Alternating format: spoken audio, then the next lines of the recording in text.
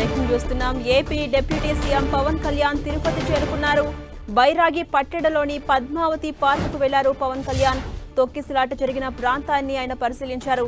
ఘటన జరిగిన తీరుపై అటు అధికారులతో మాట్లాడారు Pawan Kalyan.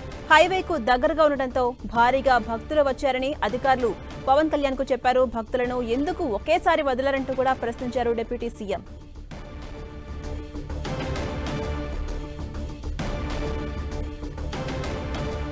AP deputy CM Pawan Kalyan ప్రస్తుతం తిరుపతి చేరుకున్నారు. బైరాగి పట్టెడ్లోని పద్మావతి పార్కుకు ఆయన వెళ్లారు. తొక్కిసలాట జరిగిన ప్రాంతం ఏదైతే ఉందో అక్కడ ఆయన పరిశీలించారు. ఘటన జరిగిన తీరుపై అటు అధికారులతో మాట్లాడారు పవన్ కళ్యాణ్. హైవేకు దగ్గరగా ఉండటంతో అటు భక్తులు కూడా భారీగా వచ్చారని అధికారులు పవన్ కళ్యాణ్ కు చెప్పారు. భక్తులను ఎందుకు ఒకేసారి అలా వదిలారని పవన్ కళ్యాణ్ అధికారులను ప్రశ్నించారు. ప్రస్తుతం తిరుపతి చేరుకున్నారు. మరి కాసేపట్లో రుయా హాస్పిటల్ దగ్గరకు కూడా వెళ్లబోతున్నారు పవన్ కళ్యాణ్. బాధితులను పరామర్శించబోతున్నారు.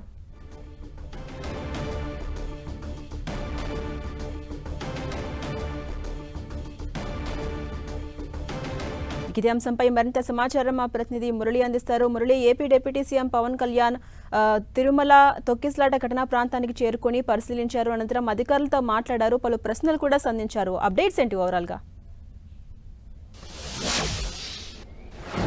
ఝాన్సీరాణి, కొద్దిసేపటి క్రితమే AP deputy CM Pawan Kalyan, Janasena party అధినేత అయిన పవన్ కళ్యాణ్ కొద్దిసేపటి క్రితం నగరంలో ఉన్న ఏదైతే రేణిగుంట విమానాశ్రయం చేరుకున్న అనంతరం ఆయన నేరుగా బైరాగ పట్టడి తొక్కిసలాట జరిగిన కేంద్రానికి రావడం జరిగింది. ఎయిర్పోర్ట్ ముఖ్యమంత్రి ఎలా వచ్చారు, ఎయిర్పోర్ట్ నుంచి నేరుగా ఎక్కడికి ఎలా వెళ్లారో అట్లాగే డిప్యూటీ సీఎం సైతం ఎయిర్పోర్ట్ నుంచి నేరుగా ఆ ప్రాంతానికి వెళ్లారు. తొక్కిసలాట జరిగిన తీరు గురించి అధికారులను అడిగి తెలుసుకున్నారు. స్వయంగా జిల్లా జాయింట్ కలెక్టర్ శుభం బన్సాల్ దగ్గరుండి ఆయనకి అసలు ఈ ఘటన ఎలా జరిగింది, ఎట్లా జరిగింది అన్న విషయాన్ని కూడా పూర్తి స్థాయిలో పవన్ కళ్యాణ్ కు వివరించే ప్రయత్నం చేశారు. ఇదే సందర్భంలో పవన్ కళ్యాణ్ అనేక ప్రశ్నలను అధికారులు అడిగి తెలుసుకున్నారు. ప్రధానంగా ఒక్కసారిగా ఇంత చిన్న గేట్ లో నుంచి ఇంత వేల మందిని ఒక్కసారిగా ఎందుకు అనుమతించారు, అంతమంది వస్తారని ఎందుకు ఊహించలేదు, ఒకవేళ అనుమతించాలనుకున్నా కూడా దశల వారీగా విడతల వారీగా కొంతమందిని క్యూలైన్లోకి పంపి ఉండొచ్చు కదా, ఎందుకు ఇలా చేశారంటూ కూడా పెద్ద సంఖ్యలో పెద్ద పెట్టిన అనేక ప్రశ్నలు అధికారులను పవన్ కళ్యాణ్ సంధించారు. ఈ నేపథ్యంలో అధికారులు కొంతవరకు ఆయనకి వివరించే ప్రయత్నం చేశారు. ప్రధానంగా అంటే ఈ ప్రాంతానికి, ఈ కేంద్రానికి ఆ స్థాయిలో భక్తులు వస్తారని తాము ఊహించలేదని, అయితే భక్తులు కొంత ఉత్సాహపడి క్యూలైన్లోకి వెంటనే వెళ్లి వెంటనే టికెట్లు పొందాలన్న ఉత్సాహంలో కాస్త ఎగబడ్డారని, ఆ ఎగబడిన కారణంగానే ఈ తొక్కిసలాట జరిగిందని డిప్యూటీ సీఎంకు జిల్లా అధికారులు వివరించే ప్రయత్నం చేశారు. దాదాపు ఒక 15-20 నిమిషాల పాటు పవన్ కళ్యాణ్ అక్కడే గడిపినంతరం కొద్దిసేపటి క్రితం ఆయన పవన్ కళ్యాణ్ అక్కడి నుంచి నేరుగా స్విమ్స్ ఆసుపత్రికి బయలుదేరారు. మరో 5-6 నిమిషాల వ్యవధిలోనే పవన్ కళ్యాణ్ స్విమ్స్ కు చేరుకుంటారు. మరోవైపు ముఖ్యమంత్రి కూడా అక్కడి నుంచి ప్రస్తుతం నేనున్న టీటీడీ పరిపాలనా భవనంకి రాబోతున్నారు. అంటే బహుశా పవన్ కళ్యాణ్ కూడా అక్కడ స్విమ్స్ లో బాధితులను పరామర్శించి ఆయన కూడా టీటీడీ పరిపాలనకు వచ్చే అవకాశం ఉంది. ఇదే భవనంలో టీటీడీ ఉన్నతాధికారులు జరిగే సమీక్ష సమావేశంలో ముఖ్యమంత్రి, ఉప ముఖ్యమంత్రి ఇద్దరు కూడా పాల్గొంటారని ప్రస్తుతం మనకు అందుతున్న సమాచారం. ఝాన్సీరాణి, అలాగే మురళి, రివ్యూ మీటింగ్ కి పవన్ కళ్యాణ్ హాజరయ్యే అవకాశం కనిపిస్తోంది. మొత్తం ఎంతమంది రివ్యూ మీటింగ్ కి వెళ్లబోతున్నారు? మొత్తం ఎంతసేపు ఈ సమావేశం ఉండబోతోంది? అంటే నిజానికి ఉదయం వచ్చిన షెడ్యూల్ ప్రకారం ఓన్లీ ముఖ్యమంత్రి మాత్రమే ఈ సమీక్ష సమావేశంలో పాల్గొనాల్సి ఉంది. కానీ అంటే ఆ షెడ్యూల్లో పవన్ కళ్యాణ్ టూర్ లేదు. ఒకవేళ పవన్ కళ్యాణ్ షెడ్యూల్ ఇంకాస్త లేటుగా ఉన్నది, కానీ ఆయన ప్రీపోన్ చేసుకుని కొత్త ఎర్లీగానే డిప్యూటీ సీఎం తిరుపతికి చేరుకున్న నేపథ్యంలో మరి ఇంత భారీ ఉన్నత స్థాయి సమీక్ష సమావేశంలో ఉప ముఖ్యమంత్రి కూడా పాల్గొంటారని ప్రాథమికంగా మనకు అందుతున్న సమాచారం.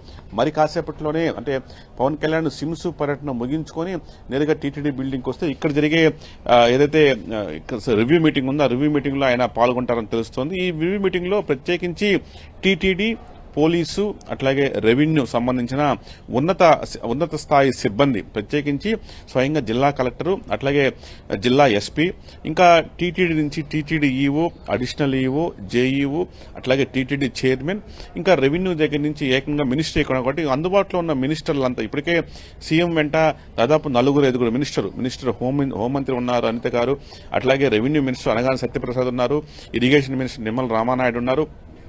ఇట్లా చాలా మంది ఉన్న నేపథ్యంలో వారంతా కూడా రివ్యూలో పాల్గొంటే తెలుస్తుంది. అట్లాగే జిల్లా ఎమ్మెల్యేలు కూడా పాల్గొనే అవకాశం ఉంది. మొత్తంగా సమీక్ష సమావేశం అయితే అత్యంత హాట్ గా జరిగే అవకాశం ఉంది. తప్పనిసరిగా అధికారులపైన ఏదైతే నేతలు తీవ్ర స్థాయిలో ప్రశ్నల వర్షం కురిపించే అవకాశాలు చాలా స్పష్టంగా కనిపిస్తున్నాయి. అలాగే మురళి తిరుమల చేరుకున్న అనంతరం డైరెక్ట్ గా సంఘటన ప్రదేశానికి చేరుకున్నారు ఏపీ డిప్యూటీ సీఎం. అక్కడ అధికారులపై కూడా ప్రశ్నలు కురిపించారు. ఒక చిన్న గేటు ద్వారా అంతమంది భక్తులకు ఎలా అనుమతి ఇచ్చారన్న దానిపై కూడా సూటిగా ప్రశ్నించారు. దీన్ని మనం ఏ కోణంలో అర్థం చేసుకోవచ్చు అంటే ప్రభుత్వ అధికారుల వైఫల్యమే ఈ ఘటనకు కారణమని అనుకోవచ్చా? రివ్యూ మీటింగ్ లో వారిపై ఎలాంటి చర్యలు తీసుకునే అవకాశం ఉంది? తప్పనిసరిగా పవన్ కళ్యాణ్ కూడా రివ్యూ మీటింగ్ లో పాల్గొంటే ఇదే తరహా ప్రశ్నలు అధికారులపైన సంధించే అవకాశాలు లేకపోలేదు. అంటే ఘటనా స్థలాన్ని మనం చూసినప్పుడు ఎవరికైనా ఎలాంటి అనుమానమే వస్తుంది. ఎందుకంటే అంత ఒక చిన్న ఒక భారీ పార్క్ అది పద్మావతి ఉద్యానవనం. ఆ ఉద్యానవనంలో భక్తుల్ని ఆ ఉద్యానవనంలోకి పంపించాలనేది టీటీడీ ముందస్తు ప్రణాళికలో లేదు. వచ్చిన భక్తులు క్యూ లైన్లోకి వెళ్ళిపోవాలనేది ఆలోచన. అయితే పెద్ద సంఖ్యలో భక్తులు నిన్న ఈ సమయానికి వందలాది వేలాదిగా భక్తులు ఆ ప్రాంతానికి వచ్చేశారు.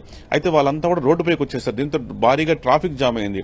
ఏం చేయాలో పాలుపోని స్థితిలో అక్కడే ఉన్న సిబ్బంది అతి సమీపంలో ఉన్న ఆ పార్కులోకి భక్తులందరినీ కూడా తోలేయడం జరిగింది. అంటే మీరు ఈ పార్కులో కాసేపు సేద తీరండి, చీకటి పడ్డాక ఈ గేటు ఓపెన్ చేస్తాము, మీరంతా కూడా క్యూ లైన్ గుండా టికెట్లు పొందవచ్చు. దీంతో భక్తులు కూడా ఏదో బానే ఉందని చెప్పి ఆ పార్కులోకి వెళ్లారు. కానీ పార్కులో గంటలు తరబడి వెయిట్ చేసిన టీటీడీ అధికారులు క్యూ లైన్ లోకి అనుమతించలేదు. చివరకు వారికి వాటర్ లేదు, ఫుడ్ లేదు, పైగా పార్క్ అంతా కూడా బంధించేశారు. అంటే ఇటు భక్తులు రాకపోకలు సాగిస్తున్న నేపథ్యంలో వారందరినీ లోపలే ఉంచాలన్న ఉద్దేశంతో వాళ్ళందరూ కూడా బంధించి ఒకే గేట్ దానికి ఉంది, ఆ గేట్ లో బంధించేశారు.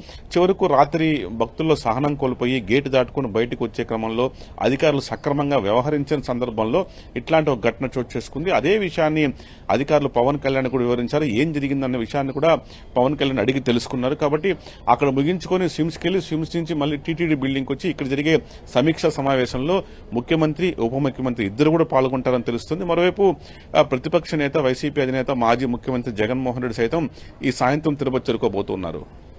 అలాగే మురళి పార్క్ లో భక్తులకు ఎంతసేపు వేచి ఉన్నా కూడా అటు అన్న ప్రసాదాలు కూడా దొరక్క చాలా మంది నీరసించిపోయారని చెప్పేసి ఆరోపణ వినిపిస్తోంది. దీన్ని కూడా పరిగణలోకి తీసుకుని చర్చించే అవకాశం కనిపిస్తోందా ఈ సమావేశంలో చంద్రబాబు?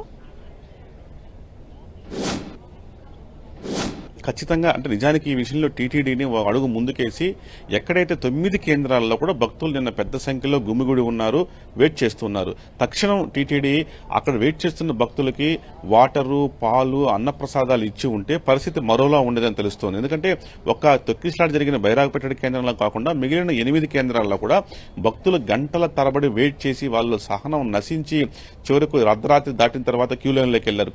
కానీ బైరాగపేట కేంద్రంలో మాత్రం ఒక పార్కులో వాళ్ళని బంధించి ఉండడాన్ని వాళ్ళు ఏమాత్రం జీర్ణించుకోలేకపోయారు. చివరకు ఉన్న ఒక గేట్ను బదులు కట్టుకుని బయటకు వచ్చేశారు. ఈ సందర్భంలో తొక్కిసలాట చోటు చేసుకుంది. అంటే టీటీడీ ఎందుకంతరాగం ఫెయిల్యూర్ కూడా ఇందులో చాలా స్పష్టంగా కనిపిస్తోంది. అక్కడ ఎవరైతే వేచి ఉన్నారో వారికి కనీసం వాటరు, ప్రసాదాలు ఇచ్చే ఆలోచన ఈ 4 రోజుల పాటు ఎందుకు మీరు చేయలేదు, అందుకు సంబంధించిన ఎక్సర్సైజ్ ఎందుకు చేయలేదు, అందుకు సంబంధించిన ఏర్పాట్లు ఎందుకు చేయలేదు అనేది కూడా టీటీడీ సమాధానం చెప్పాల్సిన అవసరం చాలా స్పష్టంగా కనిపిస్తుంది. ఈ అనేక అంశాలపై కూడా ఈ మీటింగ్ లో చర్చకు వచ్చే అవకాశం ఉంది.